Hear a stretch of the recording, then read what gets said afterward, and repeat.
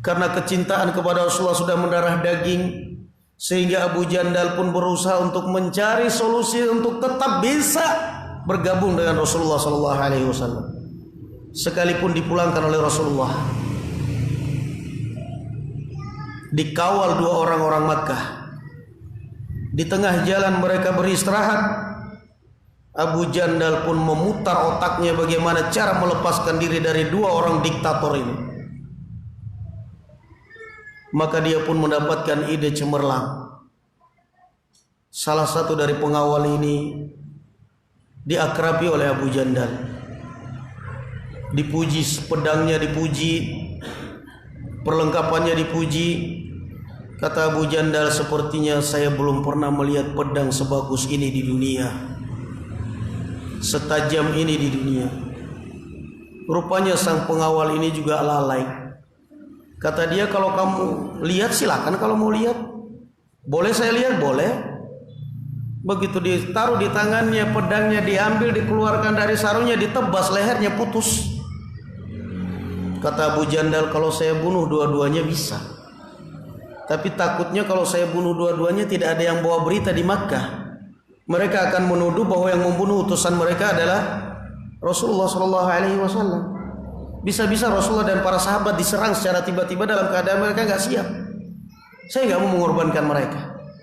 Maka dia pun membiarkan salah satu dari mereka untuk membawa berita bahwa yang membunuh utusan kalian bukan Muhammad, tetapi Abu Jandal. Kemudian Abu Jandal memilih tinggal di perkampungan pinggir pantai untuk memotong lalu lintas orang-orang Syam dengan orang-orang Makkah, untuk memutus lalu lintas Syam dengan Makkah, di mana jalur perdagangan orang-orang Quraisy sering mereka di situ, sehingga mereka mengadakan serangan-serangan terhadap rombongan dagang orang-orang Quraisy, sehingga setiap orang Makkah yang masuk Islam lari di kampungnya Abu Jandal, bukan lari di Madinah. Kenapa? Mereka tahu bakal dipulangkan oleh Rasulullah sesuai perjanjian. Sampai akhirnya jadi perkampungan, mereka membentuk kekuatan, dan orang Makkah akhirnya ketakutan. Sudah menjadi hantu bagi mereka Abu Jandal ini. Maka mereka meminta kepada Rasulullah, tarik ke Madinah daripada menghalangi lalu lintas kami. Itulah namanya pertolongan Allah Azza wa Jalla. Persaksian barakallahu fikum dari seorang musyrik pada saat itu, Urwah bin Mas'ud. Bagaimana radhiyallahu anhu, beliau radhiyallahu anhu menyaksikan kecintaan para sahabat Rasulullah sallallahu alaihi wa alihi wasallam kepada Rasulullah sallallahu alaihi wa alihi wasallam, dan bagaimana mereka mencintai sahabat, mencintai Rasulullah sallallahu alaihi wa alihi wasallam.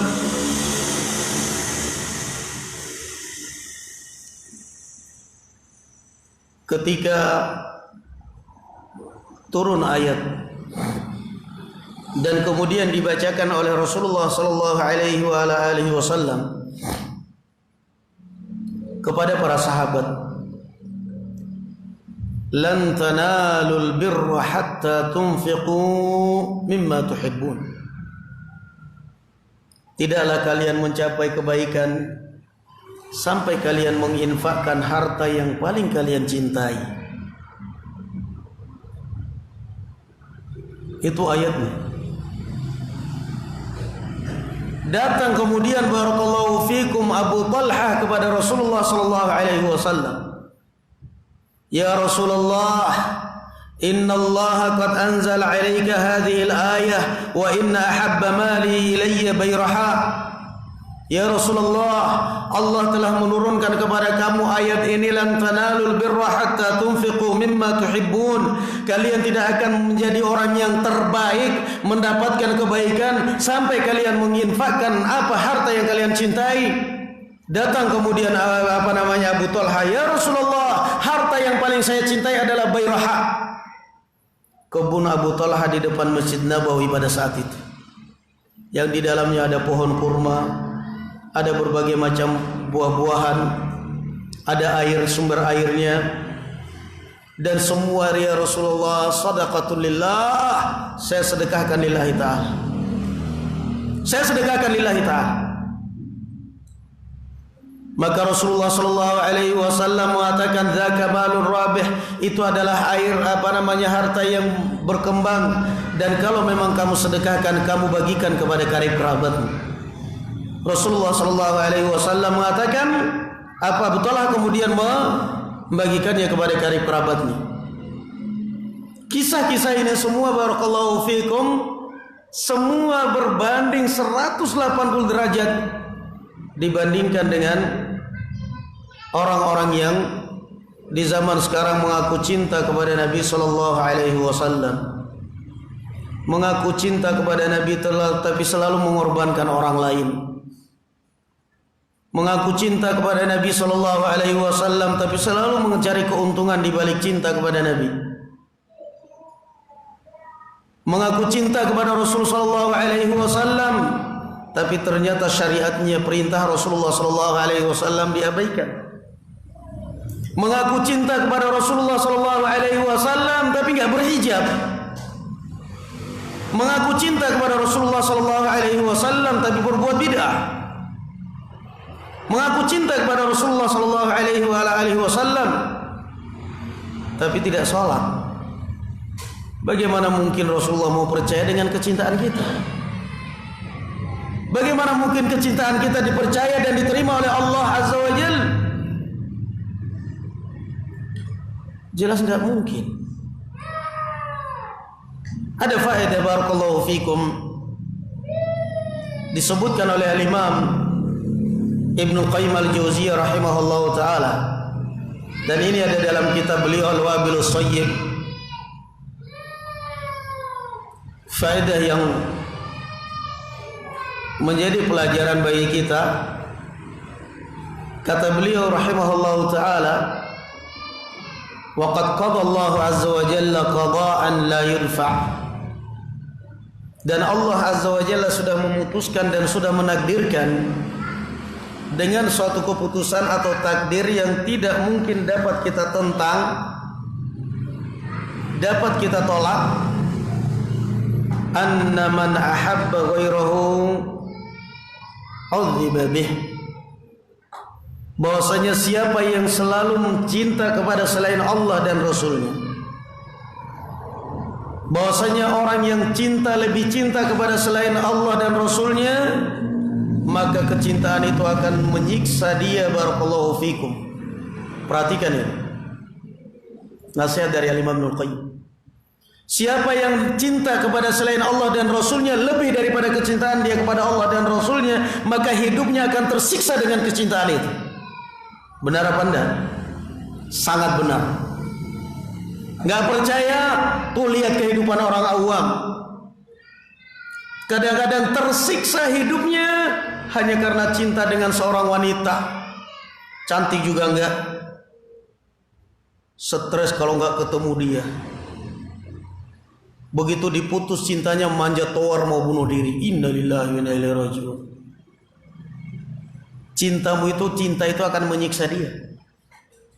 Dan ini pegang. Allah dan Rasulnya, justru cinta itu akan menghibur Anda. Kenapa? Kita tahu apa yang dimaukan oleh Allah dan Rasulnya. Allah dan Rasulnya kita tahu. Maunya apa? Kita sholat, kita ibadah, jauh dari maksiat. Tapi kalau cinta kepada orang, tahu nggak kita maunya dia apa? Dia sudah ngomong, saya maunya kamu begini, kita turutin. Nanti besok lain lagi, kamu sudah begini, sekarang saya maunya kamu begini. Sampai habis duit akhirnya orang kadang. Makanya kata beliau, kalau orang cinta dan Allah sudah memutuskan, menetapkan keputusan bahwa orang yang cinta kepada selain Allah dan Rasulnya, maka kecintaan itu akan akan menyiksa dia. Akan menyiksa dia. Makanya ini barakallahu fikum pelajaran besar bagi kita. Cinta kepada Rasulullah sallallahu alaihi wasallam perlu pengorbanan. Mencintai Allah azza wa jalla dan Rasulnya perlu pengorbanan. Lihat barakallahu fikum,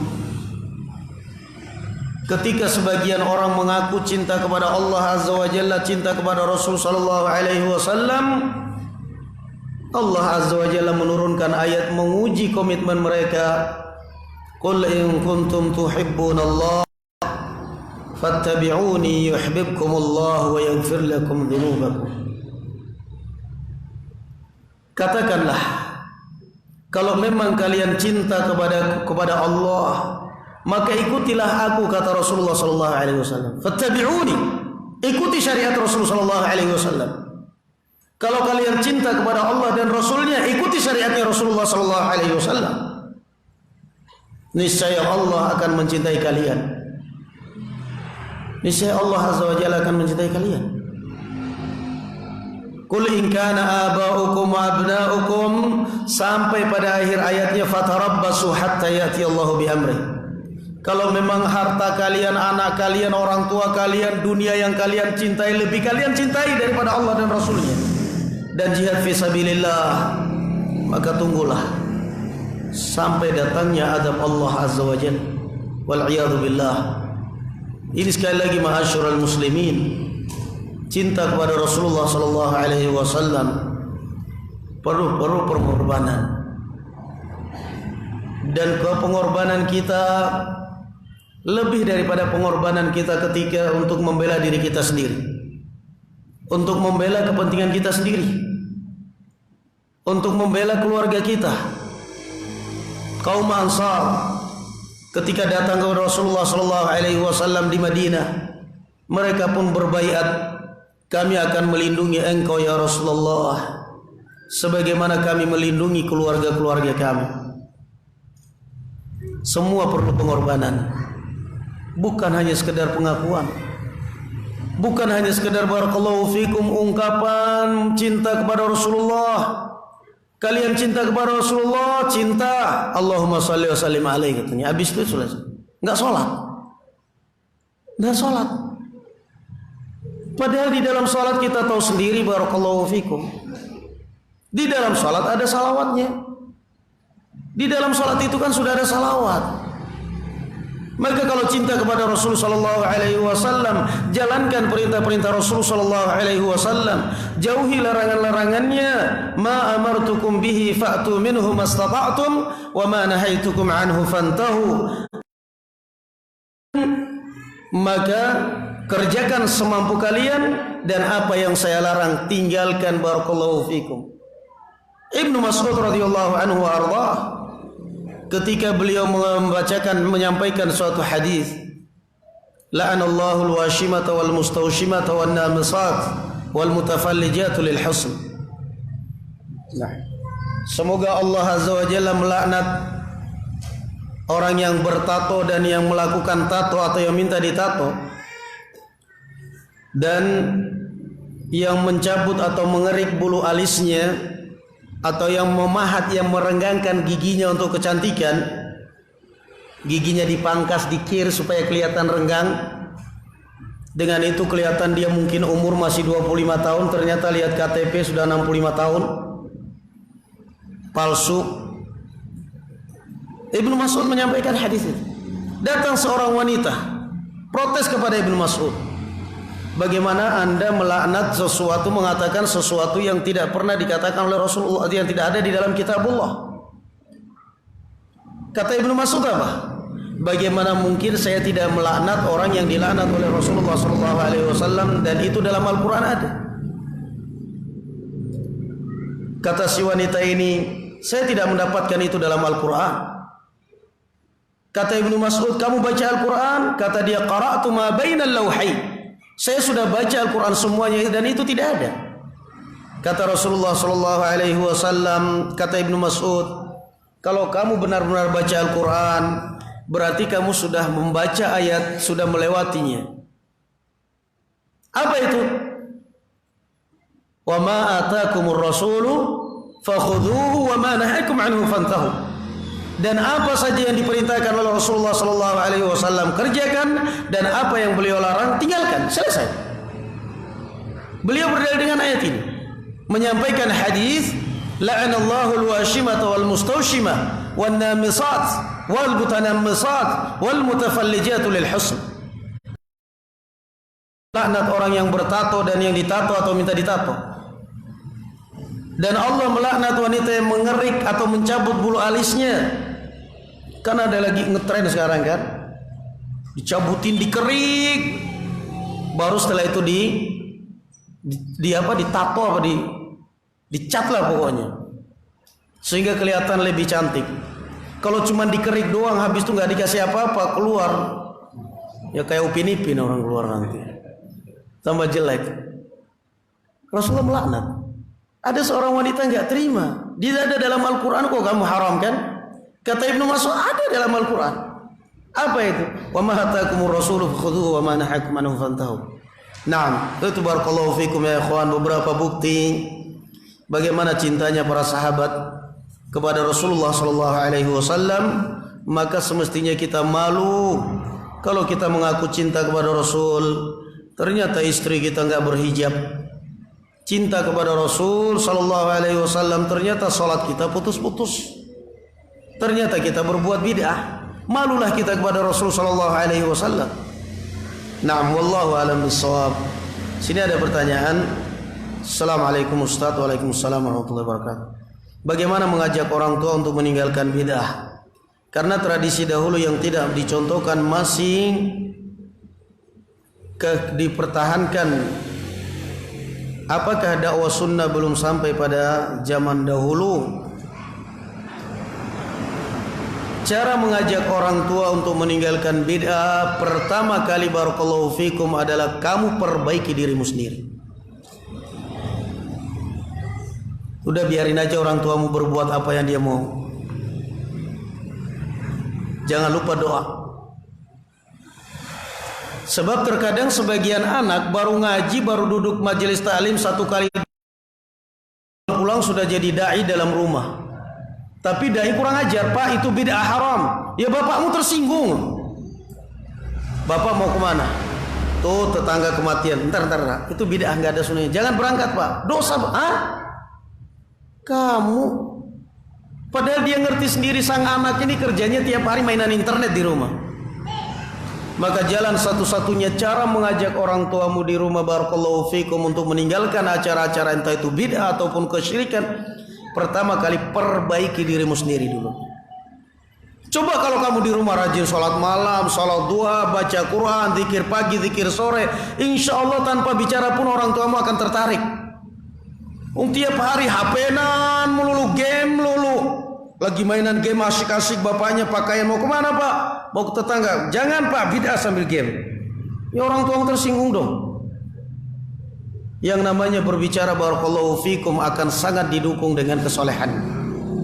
Maka sekali lagi perbaiki caranya adalah dengan cara kita memperbaiki diri sendiri sambil mendoakan suatu saat biidznillah ta'ala Allah akan memberi hidayah kepada mereka. Cara yang kedua, apalagi kalau orang tuamu bisa baca buku, belilah buku-buku sunnah. Kamu beli buku sunnah jangan taruh di lemarimu, taruh di ruang tamu, pura-pura lupa. Kamu beli buku sunnah, tulisan atau terjemah, pura-pura kamu duduk di ruang tamu, kamu baca. Setelah itu kamu keluar kuliah atau ke kantor, pura-pura lupa, taruh di kamar, taruh di meja tamu. Orang tuamu akan kucing-kucingan itu. Mana anak saya ini? Nggak ada. Pura-pura baca. Tapi begitu kamu datang dengar, cepat-cepat taruh. Sombong juga. Kenapa? Yang namanya orang tua itu punya gengsi sendiri. Punya gengsi sendiri orang tua. Nggak percaya, coba aja lihat. Ketika anak-anak kecil mainan apa gitu, orang tua ngamuk. Kamu mainan apa nak? Ini asyik Pak. Nggak ada gunanya itu mainan, buang semuanya. Ini anak lagi asyik mainan, bapaknya ngamuk, ibunya ngamuk, katanya nggak ada gunanya. Sang anak asyik aja mainan, datanglah orang tuanya dibuangin mainan. Semainan nggak ada gunanya kayak gini kamu mainin gitu. Sekarang kalau gantian orang tua terima nggak begitu? Orang isap rokok di kamar, bawa anak datang, Pak, nggak ada gunanya itu Pak, buang itu rokoknya. Sudah bau ruangan kayak gini nggak ada gunanya, mending beli permen saya kebagian Pak. Bapak terima nggak kira-kira? Oh kamplengin plak langsung, lo cerewet lo jadi anak lo. Yang namanya orang tuanya sadar apa nggak sadar, diakui atau diakui memang punya arogan sendiri orang tua itu, inginnya menang sendiri. Padahal dikasih orang nggak ada gunanya itu Pak. Kira-kira bapaknya terima nggak? Makasih nak, saya buang sekarang juga. Bapaknya nggak nurut, tahu-tahu rokoknya direbut, anaknya dibuang. Wah, habis ya. Gantinya tongkat, pukulin anaknya. Itulah orang tua. Makanya ya mau apa lagi?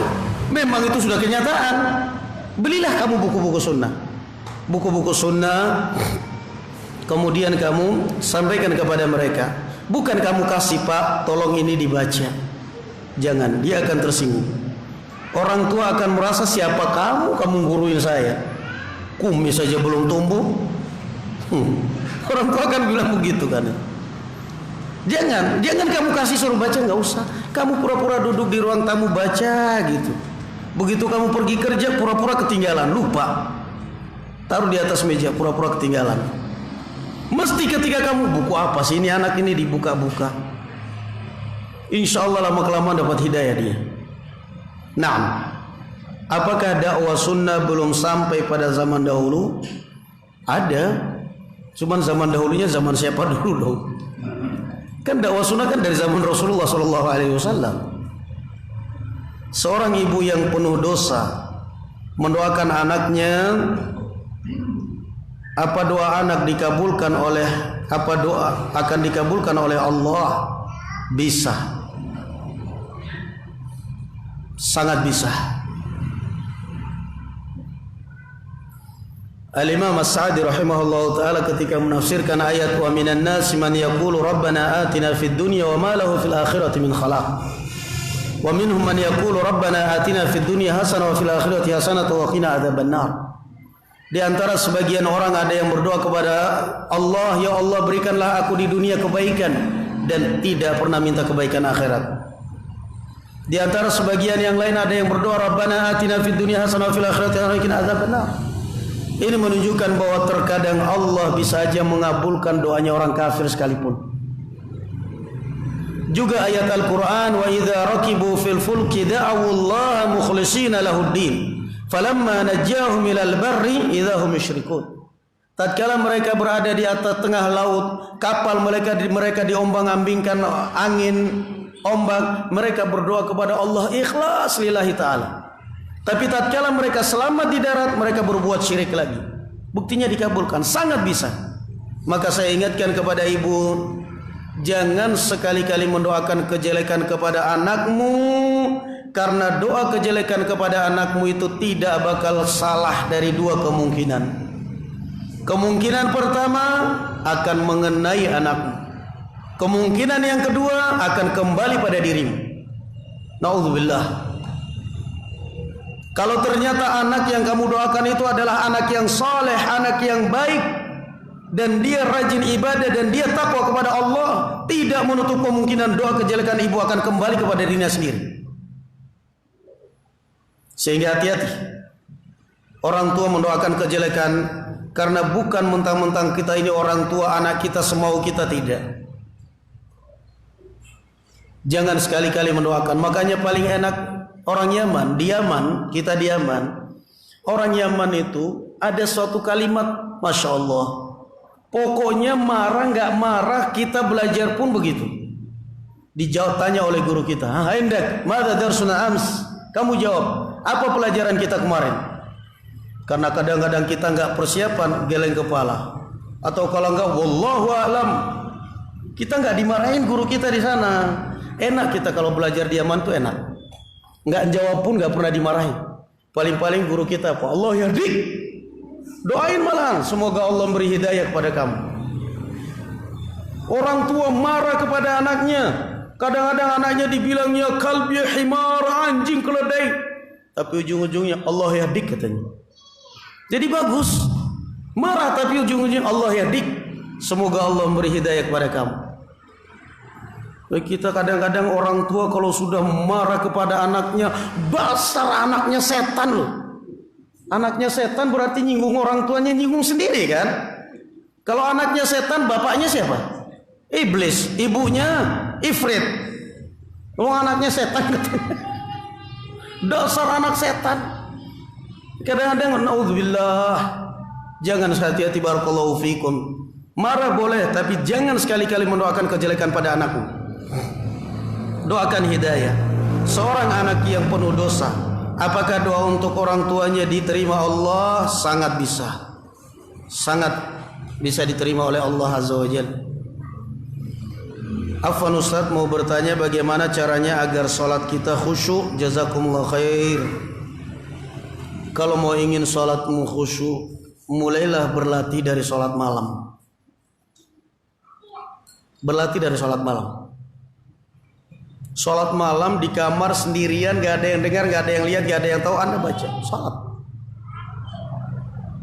Nah, karena memang kita ini sholat, barakallahu fikum, tetap aja syaitan mencuri dalam sholat kita ini. Makanya ketika Rasulullah ditanya tentang ikhtilas, bagaimana ya Rasulullah kalau orang sedang sholat tiba-tiba dia menoleh, entah menoleh dengan mukanya, kepalanya gini, atau hatinya yang berpaling, yang menoleh dari Allah Azza wa Jal. Rasulullah mengatakan ikhtilasun yakhtalisu syaitan. Itu adalah keberhasilan syaitan, dia mencuri dari sholat kalian. Nah, latihan dari sholat malam.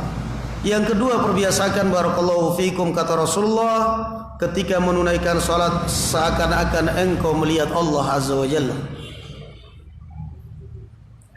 Ustaz, apakah rambut Rasulullah yang masih tersimpan sampai sekarang di berbagai negara masih terjaga keautentikannya? Bisa aja, sangat bisa. Ummu Salamah radhiyallahu anha pernah menyimpan, sangat.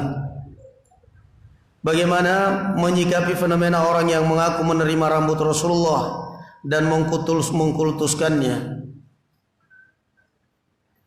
Bagaimana menyikapi? Gak usah disikapin, biarin aja. Namanya orang cari duit kok. Semestinya kalau dia mengaku menerima rambutnya Rasulullah, yang pertama kali berhak adalah kerajaan Saudi, bukan kita. Masa ada orang Indonesia, saya menerima rambutnya Rasulullah. Dari mana kamu terima? Dari Inggris misalnya. Dari mana kamu terima? Dari mimpi. Jangan-jangan rambutnya Allahyarham Zainuddin MZ. Semestinya kalau ada rambutnya Rasulullah, kalau ada peninggalan Rasulullah sallallahu alaihi wasallam, adalah barakallahu fikum, kerajaan Saudi lebih dahulu menerimanya.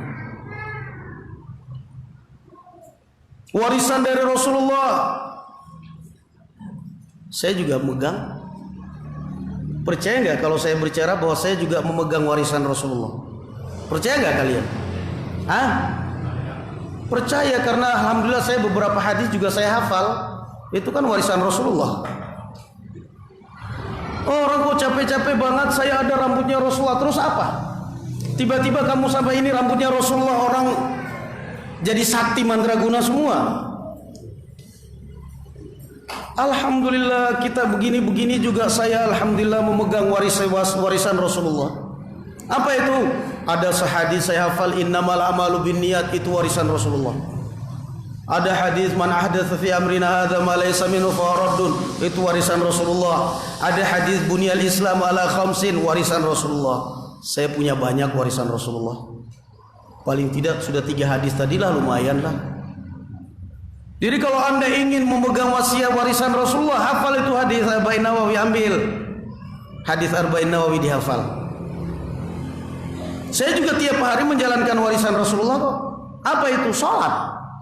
Salat kan warisan Rasulullah. Kewajiban kita, rukun Islam, dan juga warisan Rasulullah sallallahu alaihi wasallam.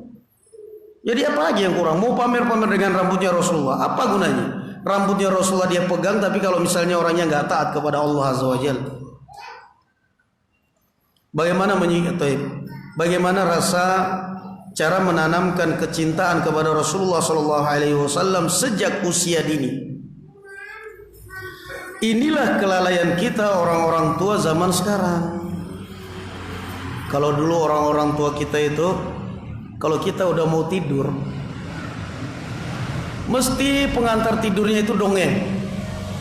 Asik banget orang tua kita dongengin kita sampai tidur. Dongeng kancil buaya, dongeng ini, dongeng itu. Sekarang kita berbagai fasilitas itu ada, tapi tidak mau menanamkan kepada anak-anak kita. Mau menanamkan kecintaan kepada Rasul semenjak usia dini kepada anak-anak kita. Sering-seringlah misalnya sedang makan dengan anak-anak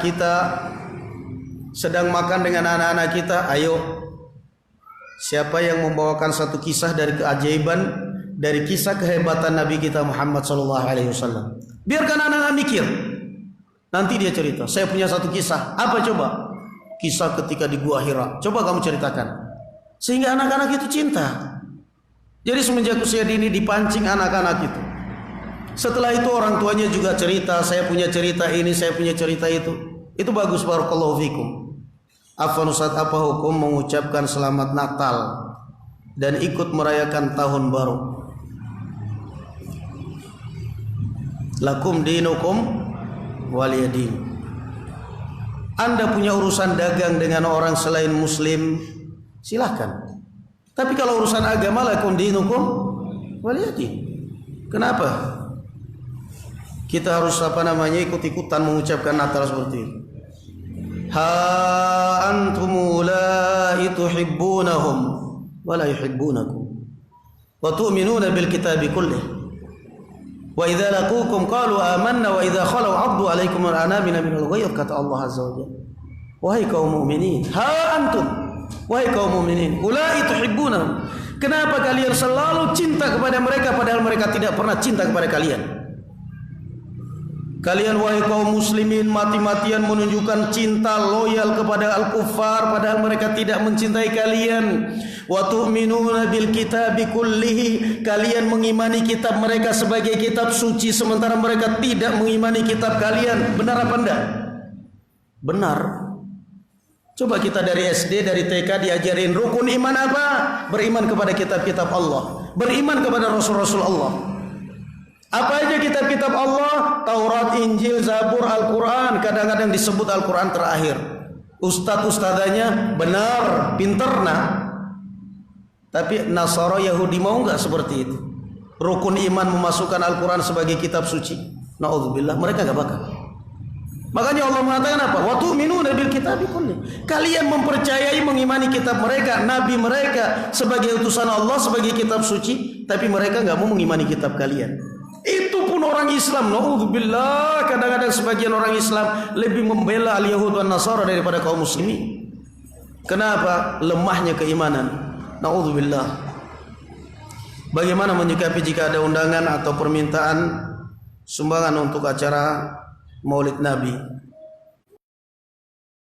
Hal-hal yang seperti ini barakallahu fikum kamu tidak perlu tanya, karena kalau tanya justru terkadang. Kenapa? Kalau orang datang minta di masjid seperti ini kan kita. Tapi ini orang datang, yang datang siapa? RT. Ke rumah kamu lagi.